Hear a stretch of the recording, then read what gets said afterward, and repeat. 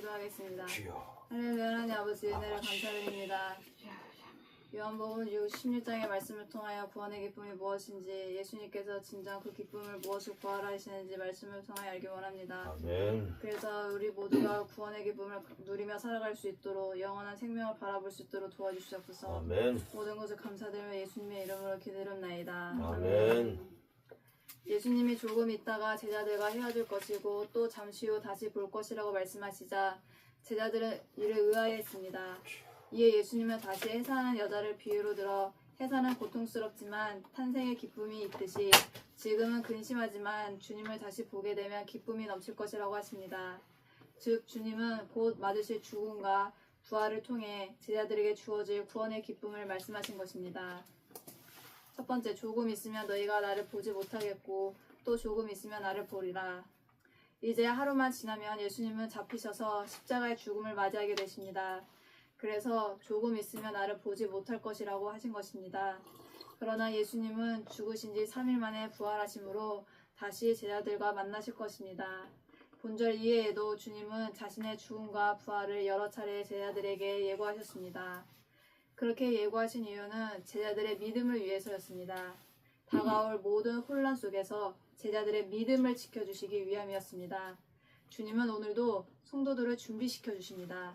그 때문에 우리는 세상을 이길 수가 있는 것입니다. 두 번째, 너희 근심이 도리어 기쁨이 되리라. 이것은 주님의 죽으심과 부활이 가져올 결과입니다. 기뻐하던 세상은 슬퍼하게 되겠지만 근심하던 제자들은 기쁨이 넘칠 것입니다. 인간의 근심과 기쁨은 주님의 죽으심과 부활에 의해서 나누어집니다. 구원의 영광을 받아들인 인생은 기쁨을 누리지만 그렇지 못한 인생은 근심 가운데 있을 수밖에 없습니다. 주님을 알지 못하면 다른 많은 것을 소유했어도 근본적인 기쁨을 가진 인생이 될 수가 없기 때문입니다. 세 번째, 세상에 사람 난 기쁨으로 말미암아 그 고통을 다시 기억하지 아니하느니라. 예수님은 자신의 죽음과 부활을 해산하는 여자에 비유하십니다. 해산 때의 고통은 십자가의 죽음을 얘기하는데 아기의 탄생은 부활로 인하여 있게 될 것이라는 것입니다. 그런데 성경에서 말하는 해산의 고통은 죄의 결과와 관련된 것이었습니다. 그러므로 이것을 탄생으로 있게 될 것이라는 예수님의 말씀은 주님의 부활로 인간의 죄 문제가 해결되고 구원이 주어짐을 암시한 것입니다. 그 결과 근심은 기쁨이 되는 것입니다. 죄가 인생을 어둡게 만듭니다. 이 죄 문제를 해결하지 않고서는 인간은 참 기쁨을 누릴 수가 없습니다.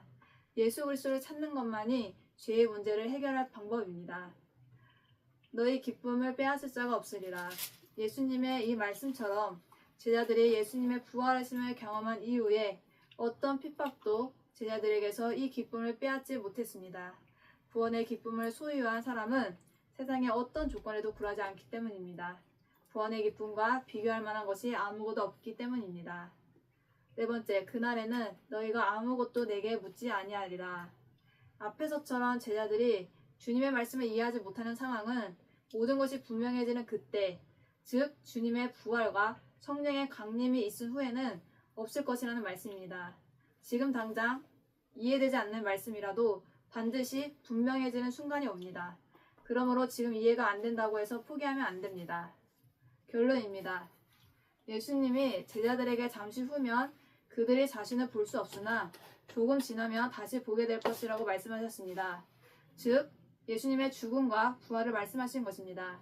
그때에는 제자들의 근심이 변하여 기쁨이 될 것이라고 하셨고, 그리고 그 기쁨은 세상 누구도 빼앗을 수 없는 기쁨입니다.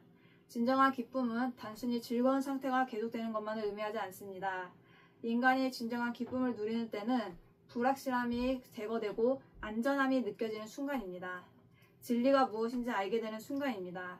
진정한 진리이신 예수 그리스도에 대해 이해하는 순간 인생은 진정한 기쁨을 누립니다. 그리고 이 기쁨은 세상의 조건이 빼앗아갈 수 없습니다. 배가 고파도 몸이 아파도 돈이 없어도 문제가 되지 않는 기쁨입니다. 예수님의 제자들은 이런 기쁨을 누렸습니다. 구원의 감격과 기쁨을 체험한 성도는 세상을 이깁니다.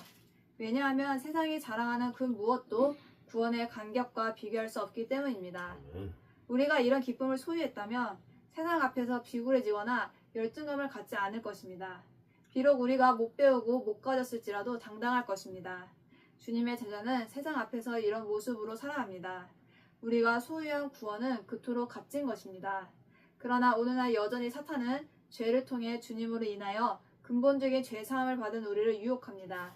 그 죄는 우리가 가진 구원의 기쁨을 빼앗아갑니다. 그래서 우리의 삶 속에 구원의 기쁨과 굳건함이 사라졌다면 주님 앞에 회개하지 않고 숨긴 죄가 있는지 살펴봐야 합니다. 기도하겠습니다. 하나님 아버지 감사합니다. 오늘 구원의 기쁨을 당당히 누리며 살아갈 수 있도록 저희들이 죄의 뿌리에서 이겨나갈 수 있도록 알게 해주시니 감사드립니다.